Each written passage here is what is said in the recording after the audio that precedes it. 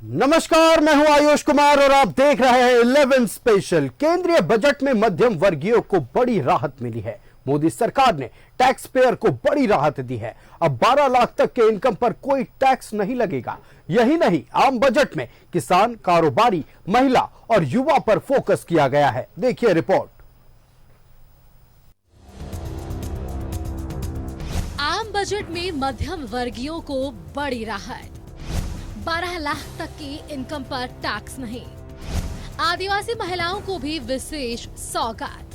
केंद्र सरकार ने मिडिल क्लास और वरिष्ठ नागरिकों को राहत देते हुए टैक्स छूट की सीमा बढ़ाने का ऐलान किया। अब मिडिल क्लास को 12 लाख तक कोई टैक्स नहीं लगेगा। केंद्रीय वित्त मंत्री निर्मला सीतारमण ने लगातार 8वीं बार बजट पेश कर एक नया रिकॉर्ड बनाया। आम बजट में मध्यम वर्गीयों के साथ किसान, महिला और युवा के लिए कई बड़ी घोषणाएं की गई। सबसे ज्यादा राहत नौकरी पेशा लोगों को मिली। 10 लाख रुपए तक के इनकम पर कोई टैक्स नहीं। सीनियर सिटीजन के लिए टीडीएस की सीमा 50,000 से बढ़ाकर 1 लाख। सरकार अगले हफ्ते नया इनकम टैक्स बिल पेश करेगी। I am now happy to announce that there will be no income tax payable up to income of 12 lakh rupees. नए टैक्स रिजीम के तहत 12 लाख तक की इनकम टैक्स फ्री हो गई है, जबकि पुराने इनकम टैक्स स्लैब में भी बदलाव किया गया है। 0 से 4 लाख तक नील है। 4 से 8 लाख तक के लिए 5%, 8 से 12 लाख तक के लिए 10%, 12 से 16 लाख तक के लिए 15%, 16 से 20 लाख तक के लिए 20%, 20 से 24 लाख के लिए 25%, 24 लाख से ज्यादा 30%। A taxpayer in the new regime with an income of 12 lakh rupees will get a benefit of 80,000 rupees in tax, which is 100% of tax payable as per the existing rates. A person having income of 18 lakh rupees will get a benefit of 70,000 rupees in tax. That is 30% of tax payable as per existing rates. A person with an income of 25 lakh gets a benefit of 1,10,000 rupees. That is 25% of his tax payable as per existing rates. साथियों, अब इस budget में 12 लाख रुपए तक की आय को tax से मुक्त कर दिया गया है। सभी आय वर्ग के लोगों के लिए टैक्स में भी कमी की गई है। इसका बहुत बड़ा फायदा हमारे मिडिल क्लास को, नौकरी पेशे करने वाले, जिनकी आय बंधी हुई है, ऐसे लोगों को, मिडिल क्लास को इससे बहुत बड़ा लाभ होने वाला है। आम बजट से कैंसर की दवा, टीबी और इलेक्ट्रिक कार सस्ती हो जाएगी। आइए जानते हैं क्या कुछ हुआ सस्ता। जीवन रक्षक दवाइयाँ, LCD LED TV, EV battery, electric vehicle, mobile phone, leather के सामान, कपड़े के सामान, क्या कुछ हुआ महंगा। Interactive flat panel display, computer monitor. आम बजट में किसान, कारोबारी, महिला सबका ध्यान रखा गया है। आइए जानते हैं बजट में किसान के लिए क्या। 100 जिलों में धन धान्य योजना की शुरुआत होगी। किसान क्रेडिट कार्ड की लिमिट बढ़ाकर 5 लाख रुपए करने का ऐलान। दलहन के उत्पादन में आत्मनिर्भरता के लिए 6 साल का मिशन होगा शुरू। बिहार में मखाना बोर्ड की स्थापना की जाएगी। असम में खुलेगा यूरिया का बड़ा संयंत्र।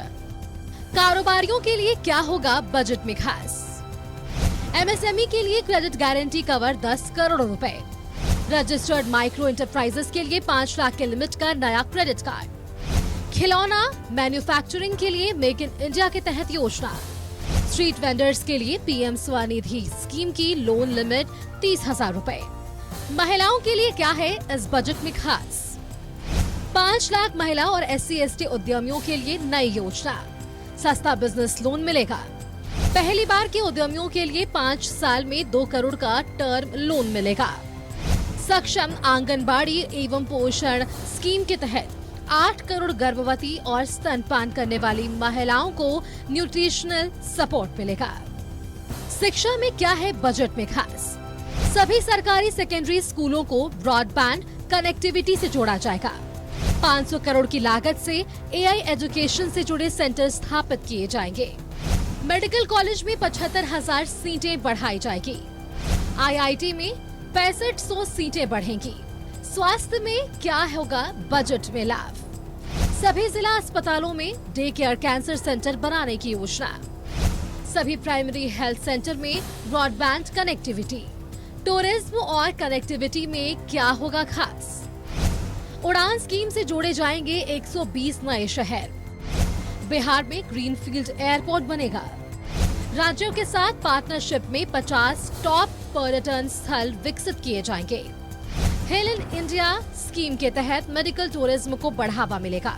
इंफ्रास्ट्रक्चर में क्या होगा खास? इंफ्रास्ट्रक्चर डेवलपमेंट के लिए राज्य सरकार को मिलेंगे 1.5 लाख करोड़। 50 साल के लिए इंटरेस्ट फ्री होगा। एआई में सेंटर ऑफ एक्सीलेंस स्थापित करने के लिए 500 करोड़ का प्रस्ताव। मोदी 3.0 का ये पहला पूर्ण बजट है जिसमें हर वर्ग को ध्यान दिया गया है। Bureau report, news 11 Bharat. केंद्रीय बजट से आम जनता और कारोबारी उत्साहित हैं। अर्थशास्त्रियों ने भी बजट की सराहना की है। बीजेपी ने इसे गरीब, युवा, अन्नदाता और नारी का बजट करार दिया है, लेकिन कांग्रेस ने आम बजट की आलोचना की है। देखिए रिपोर्ट। आम बजट से मध्यम वर्ग, नौकरी पेशा और कारोबारी गदगद हैं। झारखंड चेंबर ने आम बजट को संतुलित करार दिया है। बहुत संतुलित है, बहुत बढ़िया बजट हम लोग कहेंगे आज के दौर में, जबकि सारा देश परेशान है अपने अपने अर्थव्यवस्था को संभालने के लिए। उसमें हमारा जो बजट आया है वो बहुत संतुलित और अच्छा बजट आया है। मध्यम वर्ग के लिए राहत की बात, इसलिए कि 12 लाख तक का आपका एक टैक्स फ्री। मध्यम वर्ग जो यूज करता है, मोबाइल यूज कर रहा है, टीवी यूज कर रहा है, उसके लिए फायदे।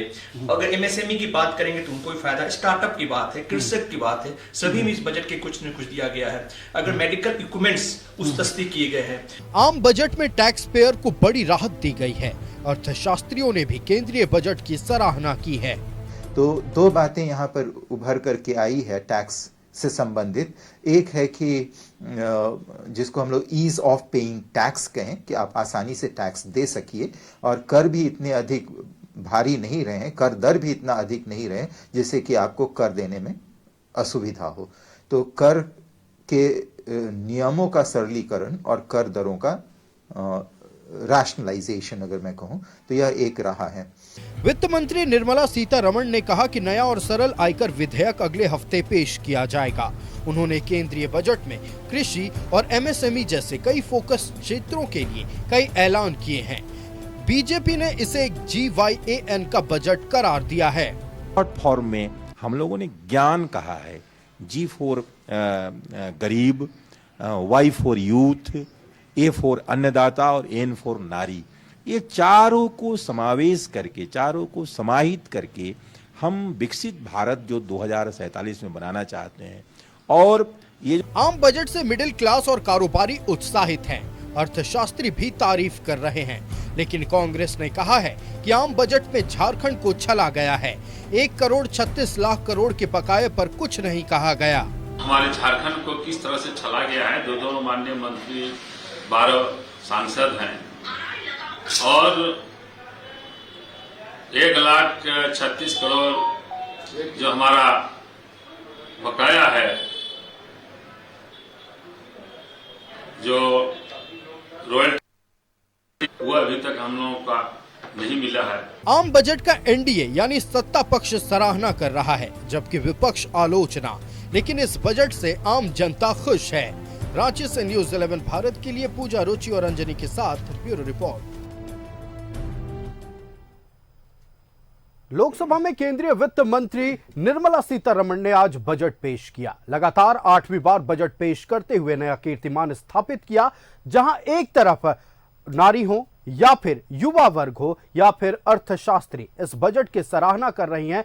दूसरी तरफ कांग्रेस का कहना है कि यह बजट नहीं घोषणा पत्र है। जहां एक तरफ भारतीय जनता पार्टी इसे ज्ञान का बजट करार दे रही है, दूसरी तरफ विपक्षियों का यानी कांग्रेस का, झारखंड मुक्ति मोर्चा आरजेडी का कहना है कि इस बजट में सिर्फ बिहार और दिल्ली को ध्यान में रखते हुए काम किया गया है। जहां एक तरफ इस बजट को लेकर यह बातें हो रही हैं, युवाओं को सशक्त करने के लिए, महिलाओं को सशक्त करने के लिए यह बजट पहला कदम साबित होने वाला है। वहीं दूसरी तरफ झारखंड मुक्ति मोर्चा कांग्रेस का यह कहना है कि झारखंड को इस बजट के जरिए सिर्फ छला गया है। इन्हीं तमाम बिंदुओं पर चर्चा करने के लिए हमारे साथ हमारा गेस्ट पैनल जुड़ चुका है। अपने अतिथियों से आपका परिचय करा दें। भारतीय जनता पार्टी से हमारे साथ प्रतुल शाहदेव जी जुड़ चुके हैं। प्रतुल जी बहुत स्वागत है न्यूजीलैंड भारत में। हमारे साथ सागर कुमार जी जनता दल यूनाइटेड से जुड़ चुके हैं। सागर जी बहुत स्वागत है न्यूजीलैंड भारत में। हमारे साथ धीरज दुबे जी झारखंड मुक्ति मोर्चा से जुड़ चुके हैं। धीरज जी बहुत स्वागत है न्यूजीलैंड भारत में। और सुनील सिंह जी हमारे साथ कांग्रेस से जुड़ चुके हैं। सुनील जी बहुत स्वागत है न्यूजीलैंड भारत में। सबसे पहले झारखंड मुक्ति मोर्चा का रुख करते हैं। धीरज जी, आज के बजट को लेकर कई तरह की बातें हो रही है, जहां युवा वर्ग हो या फिर अर्थशास्त्री या कारोबारी इस बजट को लेकर गदगद नजर आ रहे हैं, लेकिन झारखंड में मौजूदा सत्ता पक्ष इस बजट को लेकर शिकायतें कर रहा है। झारखंड मुक्ति मोर्चा इस बजट को कैसे देख रहा है? देखिए, झारखंड मुक्ति मोर्चा अपने राज्यवासियों के लिए चिंता करता है, उन लोगों के लिए चिंता करता है जो इस राज्य में निवास करते हैं। आप बगल के राज्य में चुनाव को देखते हुए सौगातें तो दी, लेकिन झारखंड में आपने कुछ भी नहीं दिया। कुछ भी नहीं मतलब कुछ भी नहीं, जो उम्मीदें थी। और हम कह सकते हैं इसमें आयुष जी कि ये आम बजट ना होकर अब चुनावी बजट हो गया है। अंतरिम बजट को आप देख लीजिए 2024 का, तो उसमें भी लोकसभा आम चुनाव को देखते हुए जो है बजट की घोषणाएं की गई थी। और इस बार भी उसमें तेलंगाना को देखा गया था, क्योंकि उसी के बैसाखी पर केंद्र की सरकार चल रही है। बिहार को भी देखा गया था। इस बार अगर आ जाए तो इस बार भी बिहार में चुनाव होने वाले हैं, तो चुनाव को मद्देनजर बिहार में योजनाओं को, बजट में योजनाओं की सौगातें दी गई, लेकिन झारखंड के लिए वही खाली हाथ। झारखंड में जल जीवन मिशन को सिर्फ 2028 तक बढ़ाया गया है, और जो पहले आंगनबाड़ी केंद्र का पोषण है उसको 2.0 की घोषणा की गई है। किसान क्रेडिट कार्ड जिसका लाभ पूरे देश को मिलेगा, तो झारखंड में भी मिलेगा। इसके अलावा झारखंड को कुछ नहीं मिला है, मतलब विशेष पैकेज कुछ नहीं मिला। विशेष पैकेज नहीं, कुछ भी एक्स्ट्रा नहीं दिया गया, ना ही शिक्षा के क्षेत्र में, ना स्वास्थ्य के क्षेत्र में, किसी भी क्षेत्र में नहीं। नहीं आप रेलवे में चले जाइए, किसी भी क्षेत्र में हमारे यहाँ से ये जीएसटी का पैसा लेंगे, इनकम टैक्स लोगों का लेंगे, और हमको कुछ भी नहीं देंगे। हमारा ना रॉयल्टी का पैसा देंगे, ना हमारा जीएसटी का पैसा देंगे वापस। आम लोगों के हित में जो केंद्र सरकार को सहयोग करना चाहिए, यहाँ तक कि किसान क्रेडिट कार्ड को बढ़ा के 3 लाख से 5 लाख कर दिया गया, लेकिन जब हम किसान कर्ज माफी करते हैं तो उसमें भी केंद्र सरकार सहयोग नहीं करती है। और एक सबसे बड़ा कंफ्यूजन क्रिएट करके रखा इन्होंने बजट में कि 12 लाख तक का जो आय है उसको माफ कर दिया गया। इसमें मैं क्लियर करना चाहता हूं कि 12 लाख तक जो नौकरी पेशा से जुड़े लोग हैं या डायरेक्ट जो सैलरी इनकम पाते हैं, उनको 12 लाख तक के नए टैक्स रिजीम में जो टैक्स से छूट दी गई है। लेकिन अगर इसी में अगर आप चले जाएं और किसी का पैसा शेयर मार्केट से आता है, म्यूचुअल फंड से आता है, घर की खरीद फरोख्त से आता है, तो ये व्यवस्था उन पर लागू नहीं होगी। उन पर वही व्यवस्था लागू होगी कि 4 लाख तक आपको 0% आप इनकम टैक्स देना होगा, 4 से 8 के बीच में 5%, 8 से 12 के बीच में 10%। तो ये बड़ा एक कंफ्यूजन क्रिएट किया गया है। अब इसको जब आप ITR फाइल करने जब जाएंगे, आम पब्लिक जाएगी, तब उसको ये चीज समझ में आएगा। यानी कि 12% 12 लाख तक का जो टैक्स में माफ किया गया है ITR भरने से, वो सबके लिए नहीं है। ये नौकरी पेशा को तो 75,000 का और ये डिडक्शन दिया गया है, 12,75,000 का कर दिया गया है।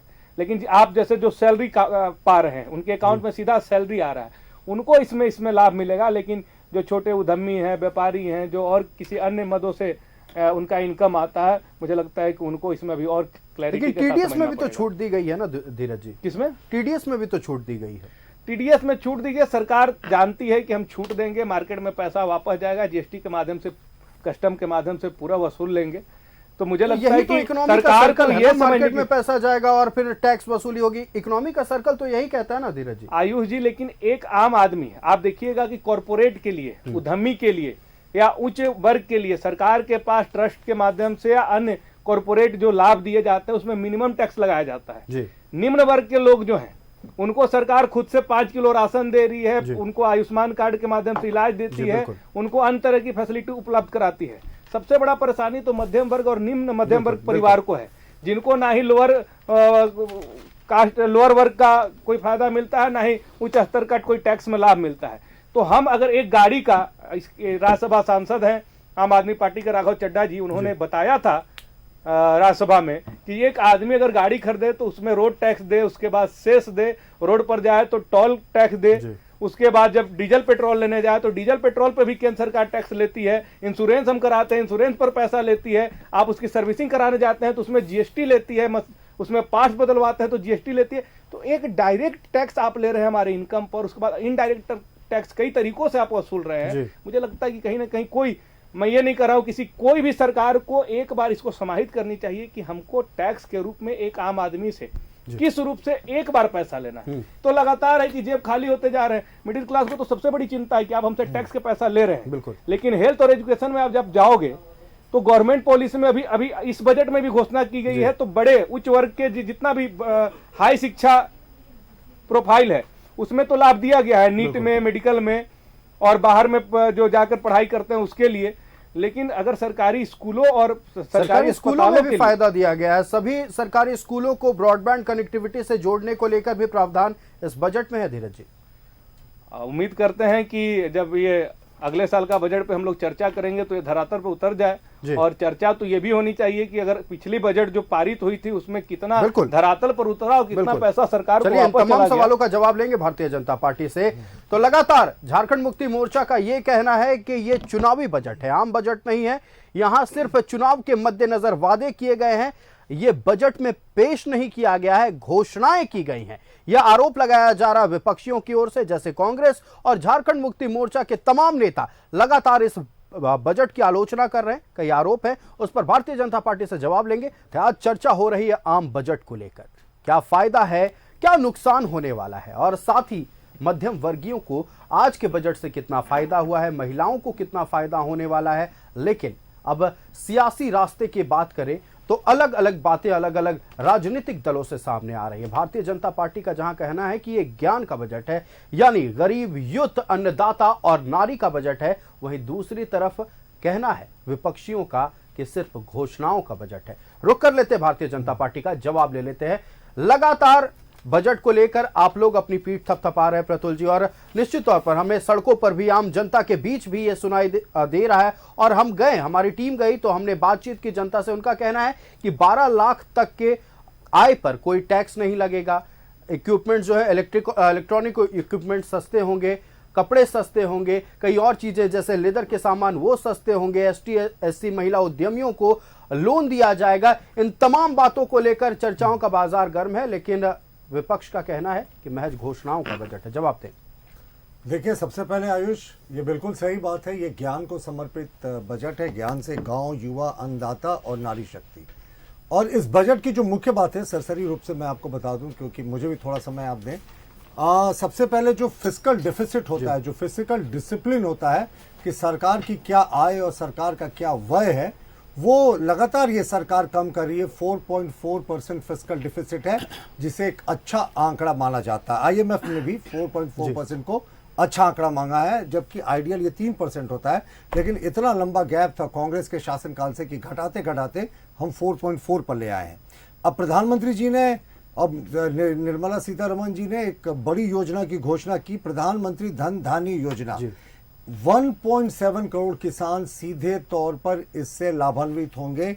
100 जिलों को चुना जाएगा, जैसे आकांक्षी जिले चुने जाते थे पहले, जिसमें झारखंड के अधिकांश, मुझे लगता है 70-75% झारखंड के जिले आकांक्षी जिले में आते थे। उसी की तर्ज पे ये जो प्रधानमंत्री धन धान्य कृषि योजना के तहत 100 गांवों का चुनाव होगा, उसमें स्पेशल फोकस होगा कि कैसे वहां उत्पाद बढ़ाया जाए, कैसे किसानों की जो आय है वो लगातार बढ़ाया जाए। इक्विपमेंट्स पे सरकार का फोकस रहेगा। दलहन पे आत्मनिर्भर बनने के लिए हमारी जो है वो प्राथमिकता रहेगी। किसान क्रेडिट कार्ड को 3 लाख से 5 लाख बढ़ाना मुझे लगता है बहुत बड़ा मील का पत्थर है, क्योंकि 70-75 करोड़ किसान क्रेडिट कार्ड जिनके पास है, जिनके पास नहीं है, जो अभी भी बनवा सकते हैं, उनको सीधे तौर पर इससे फायदा होगा। और सिर्फ किसानों का नहीं, हमने एमएसएमई उद्योग का भी बहुत ख्याल रखा है, उसमें भी बहुत सारी रियायतें दी हैं ताकि जो लघु उद्योग हैं उनके जरिए भारत तरक्की के राह पर आगे बढ़ सके। ये देश का बजट है, हमें हमेशा याद रखना चाहिए। और 5 लाख रुपए तक का 5 लाख हमने SC ST महिलाओं को 2 करोड़ रुपए तक का लोन देने का निर्णय लिया है। और ये 2 करोड़ लोन जो है ये आप जो मूलतः ट्राइबल क्षेत्र हैं, SC SC डोमिनेटेड क्षेत्र है, उसमें दिया जाएगा। टॉयज एक ऐसा सेक्टर है आयुष जिसमें मूलतः चाइना का प्रकोप था, फिर चाइना हटा तो दूसरे देशों का प्रकोप हुआ। तो अब गवर्नमेंट जो टॉय इंडस्ट्री है उसको सब्सिडी दे रही है सब तरह का। मेक इन इंडिया टॉयज के क्षेत्र में भी हम करने जा रहे हैं। और ब्रॉडबैंड कनेक्टिविटी सिर्फ स्कूलों में देने की बात नहीं कर रहे, public health centres, primary health centres जो स्वास्थ्य केंद्र हैं उनको भी हम कनेक्ट करेंगे ताकि वहाँ जो बैठे डॉक्टर्स हैं या जो प्रथम जो ट्रीट करते हैं किसी भी पेशेंट को, वो कनेक्टेड रह सके अपने सदर अस्पतालों से, जिला मुख्यालयों से, और कोई ज़रूरत पड़ने पर वो ट्रीटमेंट दे सके। देखिए पांच IIT के इंफ्रास्ट्रक्चर को भी हम लोगों ने सुधारने का निर्णय लिया है। सबसे बड़ी बात, मेडिकल डॉक्टर्स की बहुत कमी है इंडिया में। मेडिकल कॉलेजेस में 5 वर्षों में 75,000 सीटें बढ़ाने का बहुत बड़ा लक्ष्य रखा गया है। आज तक इतिहास में नहीं हुआ है देश की कि 75,000 सीटों को किसी सरकार ने 5 वर्षों में बढ़ाने का लक्ष्य रखा हो, और 1 वर्ष में अगले 10,000 सीटों को बढ़ाने का लक्ष्य है। कैंसर एक महामारी की तरह फैलता जा रहा है, तो जिला के जो अस्पताल है वहां पे ये अभी तक ये फैसिलिटी नहीं है, तो डे केयर वहां पे दिन का पूरा उनका जो भी डे केयर अभी सरकार शुरुआत कर रही है उनका, फिर उसको आगे आगे बढ़ाएगी सरकार। और देखिए राज्यों के लिए भी एक बड़ी खुशखबरी है कि 50 साल का राज्यों को इंटरेस्ट फ्री लोन देने के लिए 1.5 लाख करोड़ का कॉर्पस फंड केंद्र सरकार ने दिया है। यानी 50 साल के लिए कोई भी राज्यों को, झारखंड भी चाहे तो ये इंटरेस्ट फ्री लोन ले सकता है। 1.5 लाख करोड़ इस किट्टी में पैसा है। और आप देखें जो शहर हैं, जो शहर छूट गए हैं विकास में, या शहरों में जो विकास की आवश्यकता है, 1 लाख करोड़ का बजट में प्रावधान किया गया है। ये घोषणा नहीं है, 1 लाख करोड़ का प्रावधान किया गया है इन शहरी क्षेत्रों को पूरे देश में विकास करने के लिए। उड़ान योजना एक बड़ी सक्सेसफुल योजना है, आप भी जानते हैं आयुष, जो पूरे सुदूर क्षेत्र हैं हमारे देश के जो कनेक्टेड नहीं थे, जहां व्यापार में कठिनाई होती थी, आवागमन में कठिनाई होती थी, अगले 10 वर्षों में 120 शहरों को जोड़ने की इसमें लक्ष्य रखा गया है। और 50 शहरों को अगले 5 वर्षों में अपने कार्यकाल खत्म होने से पहले उड़ान के जरिए जोड़ने का लक्ष्य रखा गया है। और भारत ट्रेड नेट के जरिए ईज ऑफ बिजनेस जो है वो इसके जरिए एक ही पोर्टल से आप जो अगर B2B जो बिजनेस करते हैं वो भारत ट्रेड नेट से BTN से आप कर सकते हैं। इंश्योरेंस सेक्टर में और नई कंपनीज को प्रमोट करने के लिए जो डायरेक्ट इन्वेस्टमेंट है उसमें 74% की सीमा थी, इसको बढ़ाकर 100% कर दिया गया, क्योंकि इतने दिन से हम लोगों ने देखा था कि 74% में कोई इस तरह की सूचना नहीं आई कि कोई कंपनियां घालमेल कर रही है, तो 100% तक इसको हम लोगों ने करने के लिए किया। और देखिए ये बिल्कुल सही बात है कि 12 लाख रुपए कमाने तक वाले लोगों के लिए कोई टैक्स नहीं होगी। सिर्फ टैक्स 12 लाख कमाने वाले लोगों के लिए तब लगेगी जब उनका कोई कैपिटल गेन टैक्स उनको देना होगा। Capital gain tax, not interest का टैक्स नहीं, कैपिटल गेन टैक्स अगर कोई देता है तभी उसको इस पे कोई देना पड़ेगा। मिडिल क्लास के लिए इससे बड़ी घोषणा मुझे लगता है आजाद भारत में कभी नहीं हुई, जब आपने स्लैब को सीधे बढ़ाकर 12 लाख कर दिया। और अगर आप देखें सीनियर सिटीजन के लिए भी ख्याल रखा गया है बजट में। इंटरेस्ट डिडक्शन जो था 50,000 रुपया इंटरेस्ट पर डिडक्शन, उसको बढ़ाकर 1 लाख रुपए कर दिया गया। मैं बस अब समाप्त कर रहा हूं। स्टार्टअप्स में हम लोगों ने ये 5 वर्ष का उनको और समय दिया है, जो अब 1/4/2030 से पहले जो भी रजिस्टर्ड होंगे उनको 5 वर्ष का ग्रेस समय दिया जाएगा, जो लोन रिपेमेंट होता है उसमें। और मेडिसिन में भी हम लोगों ने कुछ बड़े कदम उठाए। जो लाइफ सेविंग ड्रग होते हैं, 36 ड्रग, मूलतः कैंसर के ड्रग्स होते हैं, हार्ट के ड्रग्स होते हैं, उनमें हम लोगों ने कस्टम ड्यूटी को हटा दिया है। और जो एक पोल्यूशन एक बहुत बड़ा इस देश में एक समस्या हो गई है, तो ईवी मशीन्स यानी इलेक्ट्रिकल व्हीकल्स या हाइब्रिड व्हीकल्स पर जो फोकस है, तो हम लोगों ने लिथियम आयन बैटरी पर बड़ी छूट देने की घोषणा की। ईवी मोटर व्हीकल्स, जी बिल्कुल।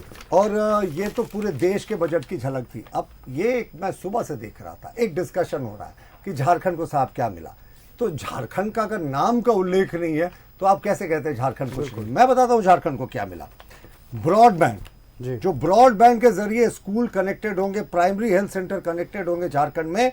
30,000 स्कूल्स हैं अलग, प्राइमरी, मिडिल और हाई स्कूल, और 17,000 प्राइमरी हेल्थ सेंटर है, ये सीधे तौर पे ब्रॉडबैंड से कनेक्ट होंगे। तो क्या झारखंड को इससे लाभ नहीं मिल रहा? बिल्कुल। पीएम धन धान्य कृषि योजना 100 जिलों में ये लागू होगी, और ये वही जिले होंगे जहां आकांक्षी जिले पहले से लागू हैं। उसमें 75% झारखंड के कुल जिलों में आकांक्षी जिले आते हैं। तो क्या इससे झारखंड को फायदा नहीं होगा पीएम धन धान्य कृषि योजना से? बिल्कुल। शेड्यूल्ड ट्राइब महिलाओं को 2 करोड़ तक का लोन देने का लक्ष्य रखा गया है। 5 लाख महिलाओं को प्रति वर्ष, इसमें SC ST महिलाओं को लोन देने का लक्ष्य रखा गया है। तो क्या इसमें ट्राइबल इलाके छत्तीसगढ़, झारखंड, मध्य प्रदेश, उड़ीसा के जो ट्राइबल महिलाएं हैं, बेटियां हैं, क्या उससे ये लाभान्वित नहीं होंगी? बिल्कुल। जल जीवन मिशन में झारखंड का परफॉर्मेंस बहुत फिसड्डी था और झारखंड बहुत अच्छा परफॉर्म नहीं कर पा रहा था। जल शक्ति जी, जल शक्ति मंत्रालय ने झारखंड गवर्नमेंट से आग्रह भी किया था कि जरा इसको बेटर करे। तो झारखंड बहुत फिसड्डी था। अब ये 2028 तक बढ़ गया है, तो जिन लोगों तक हर घर में जल पहुंचा नहीं है नल से, अब उनके घर में भी नल से जल पहुंचने का मौका मिलेगा। तो क्या इससे झारखंड को फायदा नहीं हो रहा? और किसान क्रेडिट राशि अगर 3 लाख से 5 लाख बढ़ गई तो इससे क्या झारखंड को फायदा नहीं होगा? 37 लाख निबंधित किसान है झारखंड में सरकारी आंकड़ों के अनुसार, सीधे तौर पर वो भी लाभान्वित होंगे। और शहरों के विकास के लिए 1 लाख करोड़ के जब घोषणा की बात की गई है, तो क्या इसमें झारखंड के शहरों को इंक्लूड नहीं किया जाएगा? तो मुझे लगता है सिर्फ नाम अगर ले लेती निर्मला सीतारमण जी, फलाना फलाना राज्य, सारे राज्य, इसमें अगर वो ट्राइबल में जो ST बेटियों के लिए कर रही है, 4 ट्राइबल राज्यों का नाम ले लेती, तो सारे जितने विपक्ष के नेताओं का मैं देख रहा हूं उनके एक संतुष्टि होती। लेकिन ये रियलिटी चेक है, ये जितनी योजना है सरकार की, देखिए तमाम बिंदुओं पर हम चर्चा करेंगे। तमाम चीजों से झारखंड के लोग भी सीधे तौर पर, देखिए मध्यम वर्गीय परिवार के लोग खुश नजर आ रहे हैं। निश्चित तौर पर प्रतुल जी, मध्यम वर्गीय परिवार के लोग खुश नजर आ रहे हैं। महिला सशक्तिकरण की दिशा में भी ये बजट सराहनीय माना जा रहा है। लेकिन विपक्ष की ओर से सवाल उठाए जा रहे हैं कि झारखंड को मिला क्या? 1,36,000 करोड़ को लेकर भी सवाल है। इस पर बातचीत करेंगे हम कांग्रेस। केंद्रीय वित्त मंत्री निर्मला सीतारमण ने आज 8वीं बार बजट पेश कर एक नया कीर्तिमान स्थापित किया। आज जब केंद्रीय वित्त मंत्री का पिटारा खुला तो मध्यम वर्गीय परिवार को खुशी मिली है, खासतौर पर उन लोगों को जो नौकरी पेशा है। 12 लाख रुपए तक के आय पर कर में छूट दी गई, यानी टैक्स नहीं देना पड़ेगा।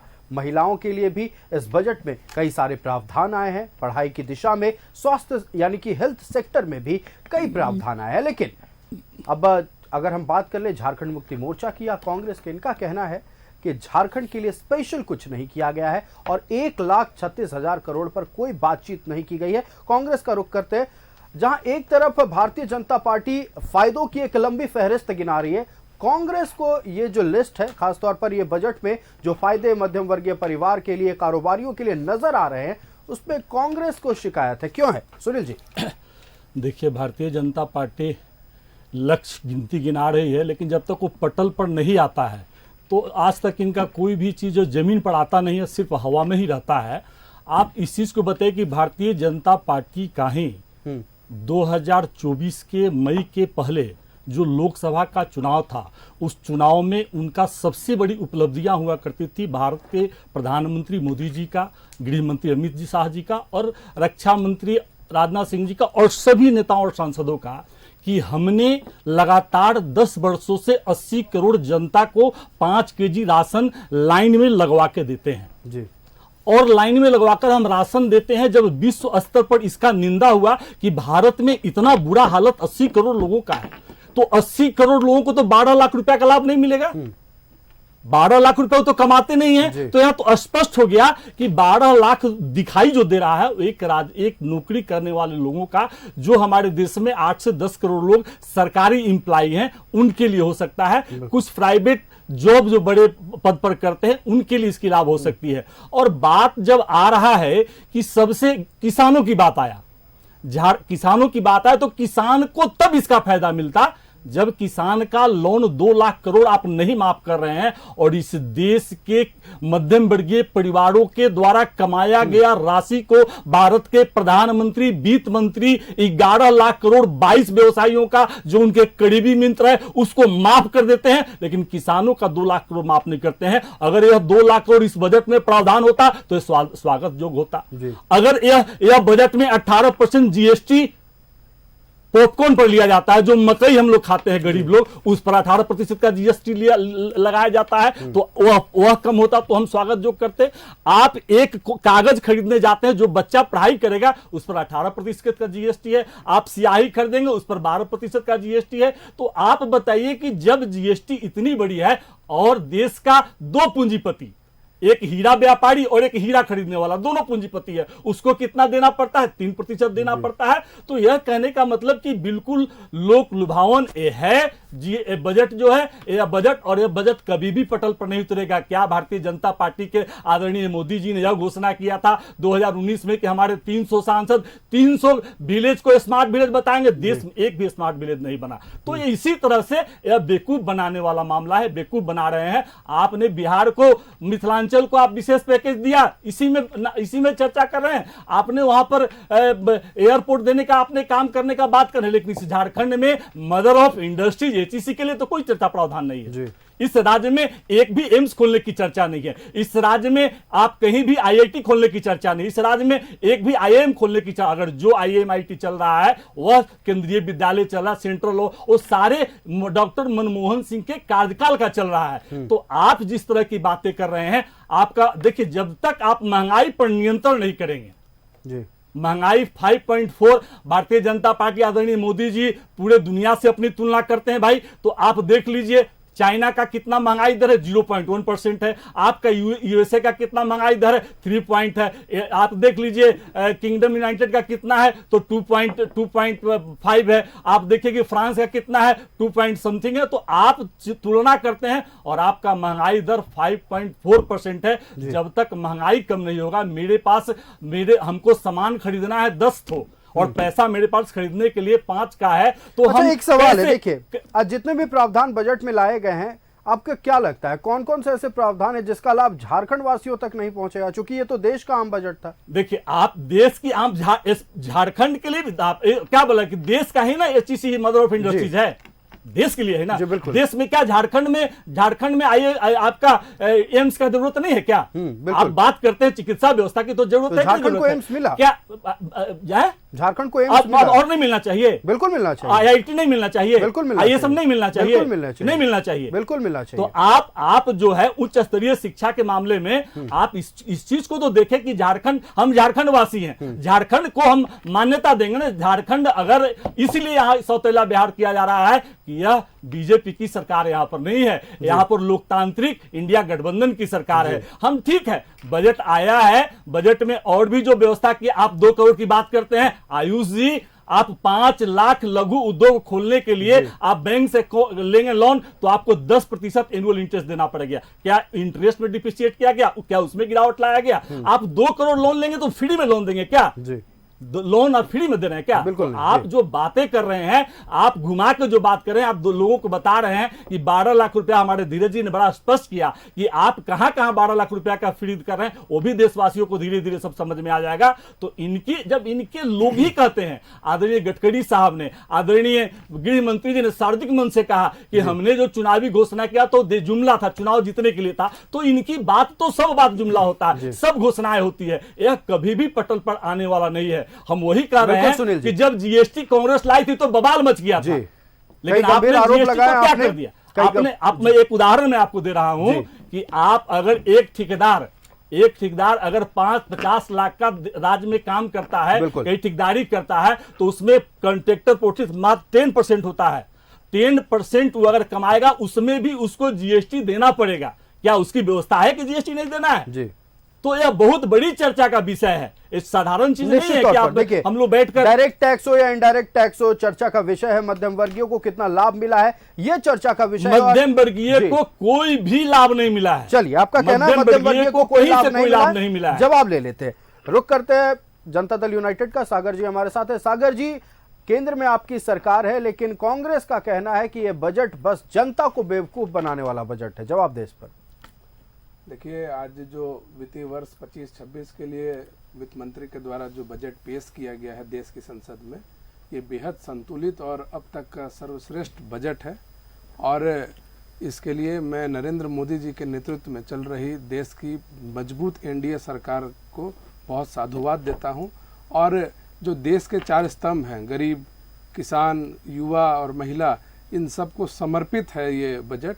और आप जिस तरीके से देखें कि किस तरीके से जो ऐतिहासिक एक घोषणा हुई है, 12 लाख रुपए तक जो आयकर में छूट दी गई है, इसको मैं बेहद ऐतिहासिक कदम मानता हूं। और 50.65 लाख करोड़ का ये बजट, जिसकी कल्पना भी नहीं हम लोग कभी करते थे, इतना बड़ा प्रारूप है बजट का। तो इससे निश्चित रूप से हम लोगों के देश में आगे विकास की गति आगे बढ़ेगी। और भारतीय जनता पार्टी के प्रवक्ता ने सभी चीज़ों पर विस्तार से बताया कि क्या नई योजनाएं आई हैं, कौन सा नया प्रावधान किया गया है सभी सेक्टरों में। लेकिन कुछ बुलेट पॉइंट्स है इस बजट में, जैसे जो किसान क्रेडिट कार्ड है, जिसकी 3 से 5 लाख रुपया कर्ज लेने तक की क्षमता उसमें बढ़ा दी गई है। रेलवे के क्षेत्र में आप देख लीजिए, रेलवे सेफ्टी के लिए 1,16,000 करोड़ रुपए का प्रावधान किया गया है। और रेलवे को ही 2,52,000 करोड़ का ग्रॉस सपोर्टरी बजट प्रदान किया गया है। और जिस तरीके से मेडिकल के क्षेत्र में नए कॉलेजेस आ रहे हैं, और लाइफ सेविंग ड्रग्स को जिस तरीके से उसके दामों में कस्टम ड्यूटी को हटा करके उसको सस्ता करने का काम किया गया है, पेट्रोल और डीजल पर हमारी निर्भरता कम हो और प्रदूषण पर नियंत्रण पाया जा सके, इसको लेकर के ईवी सेक्टर को बढ़ावा दिया गया है। और भी कई चीज़ें जो देश में सस्ती हो गई आज बजट के बाद से। तो मुझे लगता है कि जो सभी वर्गों के सर्वांगीण विकास को गति देने वाला ये बजट है। और निश्चित रूप से जो एक चर्चा चल रही थी कि झारखंड को इसमें कोई लाभ नहीं मिल रहा है, जो केंद्रीय परियोजनाएं थी उसको विस्तार दिया गया है। और जो केंद्रीय परियोजनाओं में जो हिस्सेदारी राज्य को मिलती है, उसमें मुझे लगता है कि इसके विस्तार होने से राज्य को भी इसमें फायदा होगा। और जो ST-SC महिलाओं को, जो ST-SC उद्यमी, जो महिला उद्यमी हैं, उनको भी 2 करोड़ तक का लोन देने का प्रावधान किया गया है। और ज्यादा जनसंख्या झारखंड में ही ST-SC महिलाओं की है, तो और राज्यों से मुकाबले झारखंड में इसका लाभ हम लोग को ज्यादा मिल पाएगा। और जो अभी अटल लैब सरकारी स्कूलों में खोलने का जो बजट में प्रावधान किया गया है, उसका लाभ भी झारखंड को मिलेगा। और जैसा कि पूर्व में प्रवक्ता बताया भारतीय जनता पार्टी के, कि ब्रॉडबैंड से जो हेल्थ सेंटर हैं और सरकारी स्कूलों को जोड़ने का काम किया जा रहा है। तो निश्चित रूप से बस झारखंड का नाम नहीं लिया गया, झारखंड कोई देश के बाहर नहीं है, झारखंड भारत का हिस्सा है। और जो प्रावधान किया गया है बजट में, उसका लाभ निश्चित रूप से झारखंड के वासिंदों को भी मिलेगा। देखिए, चूंकि ये बजट आम बजट है, देश की जनता का बजट है। आ रहे हैं आपके पास धीरज जी, देश की जनता का बजट है। झारखंड के लिए अलग से कुछ मिला है नहीं मिला है, इस पर विवाद फिलहाल जारी है, सियासी उबाल है। लेकिन भारतीय जनता पार्टी का, एनडीए में जितने दल हैं, सबका कहना है कि पूरे देश के लिए जब बजट है, पूरे देश की जनता को जब फायदा मिलेगा, तो निश्चित तौर पर झारखंड की जनता को भी फायदा मिलेगा। लेकिन झारखंड मुक्ति मोर्चा इस विषय पर अलग राय रख रही है। राय को जानेंगे। आज चर्चा हो रही है आम बजट को लेकर, तमाम बिंदुओं पर अलग अलग पार्टी की ओर से अलग अलग राय सामने आ रही है। झारखंड में सत्ताधारी दल का कहना है कि फिलहाल इस बजट से झारखंड को तो कोई फायदा मिलता नजर नहीं आ रहा है। रुक करते झारखंड मुक्ति मोर्चा का, हमारे साथ धीरज दुबे जी है। धीरज जी, एक महत्वपूर्ण सवाल है, 5 लाख महिला और SC-ST उद्यमियों के लिए नई योजना सस्ता बिजनेस लोन मिलेगा। चूंकि झारखंड एक आदिवासी बहुल्य राज्य है, तो आपको नहीं लगता है कि झारखंड को ज्यादा फायदा मिलेगा इस योजना से? अगर ऐसी कोई योजना धरातल पर उतर पाती है जी, अगर महिलाओं को, यहाँ की SC और ST समुदाय की महिलाओं को इसका लाभ मिल पाता है, तो मुझे लगता है कि झारखंड के लोग सौभाग्यशाली होंगे।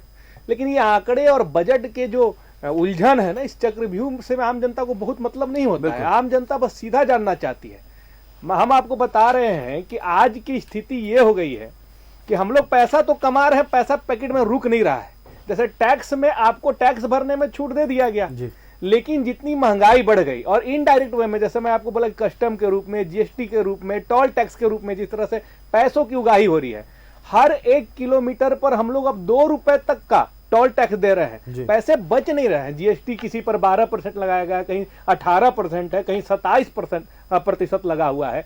दूध और दही पर GST लगा हुआ है जी। हमारे यहाँ कफन पे GST लगना खाली बाकी रह गया है। दूध दही पर GST लग गया, किताब कॉपी पेन पर GST लग गया, जितनी दवाइयां हैं, कुछ अभी क्रिटिकल बीमारियों की दवाइयों को सस्ता किया गया, लेकिन फिर भी आप देखा जाए तो चिकित्सा क्षेत्र को तो जीएसटी और कर से मुक्त करना चाहिए था, ताकि आम लोगों को, मिडिल क्लास को, लोअर मिडिल क्लास को, जिनको सरकार का ये संरक्षण नहीं प्राप्त हो पाता है योजनाओं के माध्यम से, वो कम से कम इलाज करा सके अपने प्राइवेट हॉस्पिटल में। शिक्षा के क्षेत्र में भी यही होना चाहिए था, लेकिन ये धरातल पर नहीं दिखता है। हमारे यहाँ रोजगार के साधन उत्पन्न नहीं किए जा रहे हैं। जोमेटो डिलीवरी बॉय और स्विगी डिलीवरी बॉय के रूप में एक रोजगार उत्पन्न हो रहा है। 10,000 8,000 रुपए उनका तनख्वाह होता है, दिन भर काम करते हैं। तो वो जब खर्च करना शुरू करते हैं तो अंतिम में उनको कर्ज लेकर अपना पूरे महीने का खर्च निकालना पड़ता है। तो चिंता की विषय यह है आयुष जी कि रेल बजट को समाहित कर दिया गया था मूल बजट में। कभी इसके पीछे का इंटेंशन कोई जानना चाहा? यह सिर्फ एक कारण है। ये जिस तरह से उद्योगपतियों को, जिस तरह से यहाँ के रोजगार को इनडायरेक्ट वे में उनके हाथों में दे रहे हैं। मैं तो बोल रहा हूं कि ट्रेन में कौन कंबल बिछाएगा, कौन तकिया लगाएगा, कौन सफाई करेगा, कौन वहां पानी बोतल देगा, कौन खाना पहुंचाएगा, कौन कैटरिंग का काम करेगा, कौन उस रेलवे स्टेशन पर एक छोटा सा गुमटी लगाकर सामान बेचेगा, कौन उसमें छोटा सा फूड स्टॉल लगाएगा, ये सारा अब तय कौन कर रहे हैं? अडानी जी की कंपनी, अंबानी जी की कंपनी। तो आप जो एक पूरी व्यवस्था को दूसरे के हाथों में प्राइवेट सेक्टर पर सौंपते जा रहे हैं, और उसमें शोषण किसका हो रहा है? आम व्यक्ति का, जो 12,000 रुपए में 12 घंटे काम करने के लिए मजबूर है। कोई सामाजिक सुरक्षा नहीं है, कोई पेंशन नहीं है, कोई कल के डेट में अगर उसके साथ कुछ घटना घट जाती है तो परिवार के प्रति कोई जवाबदेही जो है कंपनी का नहीं होता है। ये समस्याओं से देश कैसे उभरेगा? आज का युवा कहीं ना कहीं माइग्रेन और डिप्रेशन का शिकार होते जा रहा है, क्योंकि उनको अवसर नहीं मिल रहा है।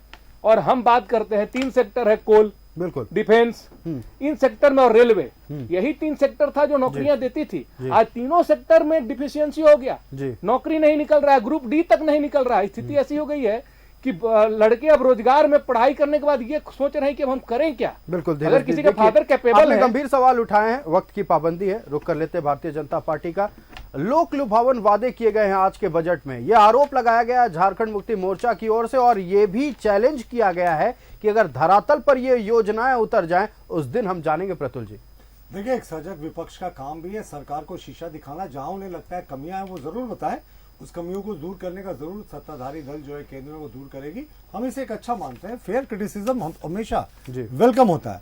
देखिए, जो मिडिल क्लास के लिए मैं आपको दिखा रहा हूं आंकड़े कि किस तरीके से मिडिल क्लास के लिए जो टैक्स एग्जेम्पशन है ओवर द ईयर्स बदला।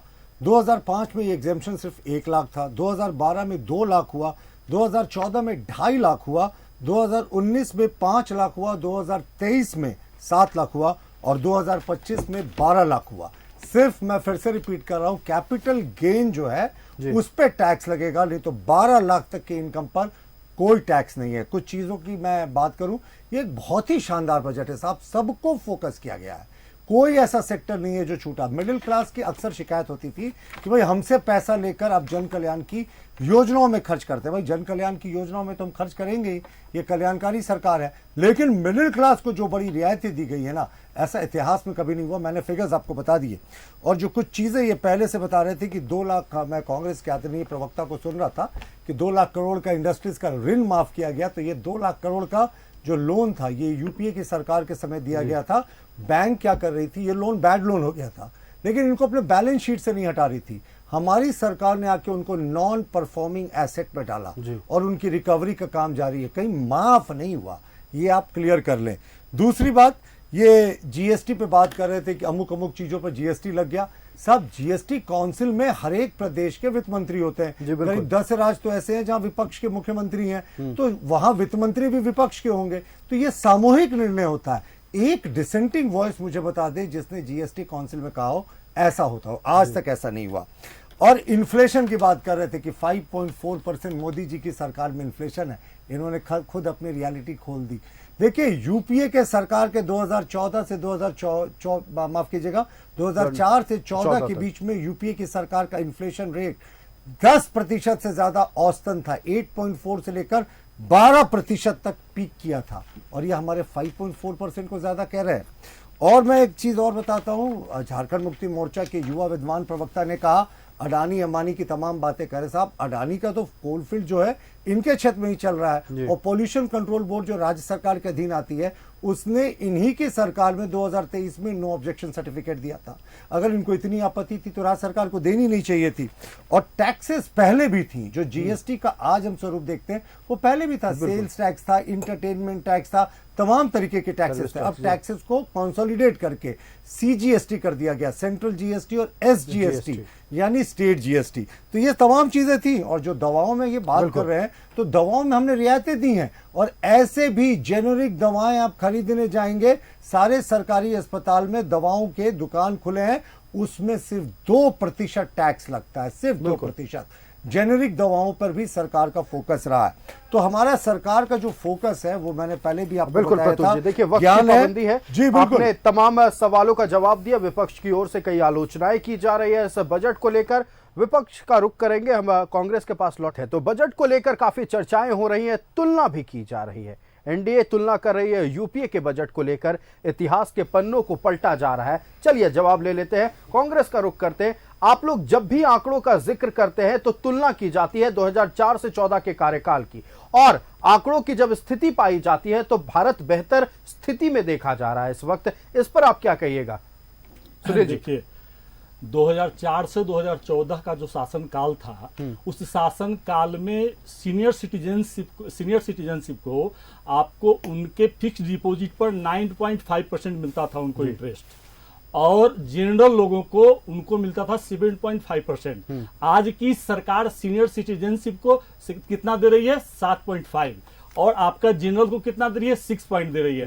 तो इस फर्क को भी आप समझिए। क्या सीनियर सिटीजनशिप को डॉक्टर मनमोहन सिंह की सरकार यूपीए 1 और यूपीए 2 में भारत के सभी वरिष्ठ नागरिक को आपको आधे में रेलवे किराया दिया जाता था, अभी फुल किराया दिया जा रहा है, देना पड़ रहा है, हर हाल में देना पड़ेगा। उसमें तो आपका कौन है वो वंदे मातरम भी घुसा दिया गया है इनका अडानी जी का, जो इसमें 1200-1400 रुपया भी आपको देना है। तो आप वंदे मातरम को अंधे बंदे मत कहिए। मतलब वंदे मातरम बिल्कुल वो हमारे ऐतिहासिक धरोहर है साहब, अंधे बंदे नहीं कीजिए, मुझे आपत्ति है। शब्द वापस लीजिए। वंदे मातरम राष्ट्रगीत है, वंदे मातरम राष्ट्रगीत है, और इसको लेकर सन्यासियों ने तलवार उठाई थी ब्रिटिश हुकूमत पे। वंदे मातरम देखिए आपके बारे में नहीं बोल रहे थे, बिल्कुल नहीं। वंदे मातरम हमारे राष्ट्रगीत नाम रखा गया। प्रतुल जी, सुनील जी ने आप लूटेंगे सुधार नाम पर नहीं, मैं अलाउ नहीं कर रहा हूँ। उन्होंने सुधार लिया है, उन्होंने सुधार लिया जी। देश को बेच कर आप बोलेंगे कि मैं काम कर रहा हूं। प्रतुल जी, बिल्कुल प्रतुल जी, प्रतुल जी, प्रतुल जी, जी, उन्होंने सुधार किया, और सुनील जी ने सुधार किया है जी। आवश्यकता नहीं है जो नागपुर में तिरंगा नहीं फहराता हो, जिस देश की शहादत में कोई चलिए ठीक है, ठीक है, ठीक है। प्रतुल जी, प्रतुल जी, प्रतुल जी, सुनील जी, सुनील जी, नहीं, जो देश जो बिल्कुल बिल्कुल अपमानजनक है, मैं भी निंदा कर रहा हूँ, बिल्कुल अपमानजनक है, मैं भी निंदा कर रहा हूं। सुनील जी ने लेकिन उस बात को सुधार लिया। वंदे भारत को माफ कीजिएगा, वंदे मातरम को लेकर किसी तरह का अपमानजनक शब्द का इस्तेमाल कोई ना करे। यूज ही नहीं हुआ है जी। अरे वंदे मातरम ये तो करना हो गया ना। वंदे भारत ट्रेन पर बात हो रही है। ठीक है, वंदे भारत ट्रेन पर बात हो रही है। उन्होंने वंदे भारत, देखिए ठीक है, धीरज जी, धीरज जी, धीरज जी, वंदे भारत को लेकर बातचीत हो रही है, वंदे भारत को लेकर बातचीत हो रही है। उन्होंने वंदे मातरम शब्द का जिक्र किया, इसीलिए मैं बता रहा हूँ। धीरज जी, प्रतुल जी, प्रतुल जी, प्रतुल जी, प्रतुल जी, प्रतुल जी, प्रतुल जी, प्रतुल जी, सुनील जी, सुनील जी, देखिए भगवान के दरबार में जूता पहन के पूजा करने जाते हैं।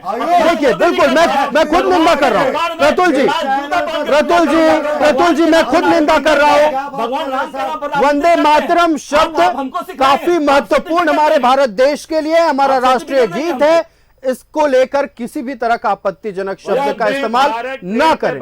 ठीक है, बिल्कुल मैं समझ रहा हूं, धीरज जी। वंदे भारत ट्रेन का जिक्र किया गया, वंदे भारत ट्रेन का जिक्र किया गया, जी। राष्ट्रगीत को लेकर वंदे भारत ट्रेन का जिक्र किया गया, बिल्कुल बिल्कुल बिल्कुल वंदे भारत ट्रेन का जिक्र किया गया, राष्ट्रगीत का अपमान कर रहे हैं। बिल्कुल मैं खुद निंदा कर रहा हूँ। प्रतुल जी देखिए, अंतिम कुछ मिनट बचे हैं, अंतिम कुछ मिनट बचे हैं, बजट पर चर्चा कर लेते हैं।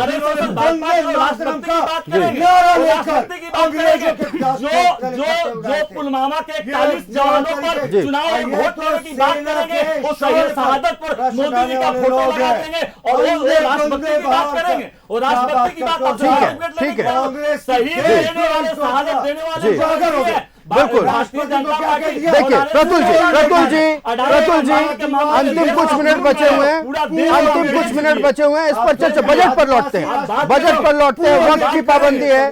प्रतुल जी, सुनील जी, प्रतुल जी देखिए, बात बजट को लेकर हो रही है, सियासत गरमाई हुई है, चर्चा बजट के तमाम बिंदुओं पर हो रही थी। वंदे भारत ट्रेन का जिक्र हुआ, वंदे मातरम को लेकर जिक्र हुआ, लेकिन अपमानजनक शब्द का इस्तेमाल किया गया।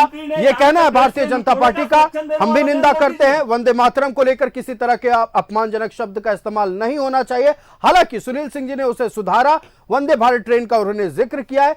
अब देखिए, चूंकि बजट पेश हो चुका है, बजट पर चर्चाएं हो रही है, जनता के बीच भी चर्चा हो रही है, अर्थशास्त्रियों के बीच चर्चा हो रही है और राजनीतिक प्रतिद्वंदियों के बीच भी चर्चा हो रही है। सियासत गरमाई हुई है। अब देखना यह है कि यह जब बजट का लाभ जनता के बीच पहुंचेगा, इसे लेकर विपक्ष की ओर से क्या कुछ सवाल पूछे जाते हैं और क्या बयान दिए जाते हैं। फिलहाल हम अपने अतिथियों का धन्यवाद कर दें। सुनील सिंह जी हमारे साथ कांग्रेस से जुड़े हुए थे। सुनील जी बहुत धन्यवाद न्यूजीलैंड भारत को समय देने के लिए। हमारे साथ भारतीय जनता पार्टी से प्रतुल शाहदेव जी जुड़े हुए थे। प्रतुल जी बहुत धन्यवाद न्यूजीलैंड भारत को समय देने के लिए। धीरज दुबे जी हमारे साथ झारखंड मुक्ति मोर्चा से जुड़े हुए थे। धीरज दुबे जी का बहुत धन्यवाद न्यूजीलैंड भारत को समय देने के लिए। वंदे मातरम मैं खुद कह रहा हूं। और रुक करते जदयू का, जनता दल यूनाइटेड से सागर जी हमारे साथ जुड़े हुए थे। सागर जी बहुत धन्यवाद न्यूजीलैंड भारत को समय देने के लिए। खबरें चलती रहेंगी बजट को लेकर, और भी तमाम बातें न्यूज़ 11 भारत आप तक पहुंचाएगा। फिलहाल मुझे दीजिए इजाजत, देखते रहिए न्यूज़ 11 भारत। नमस्कार।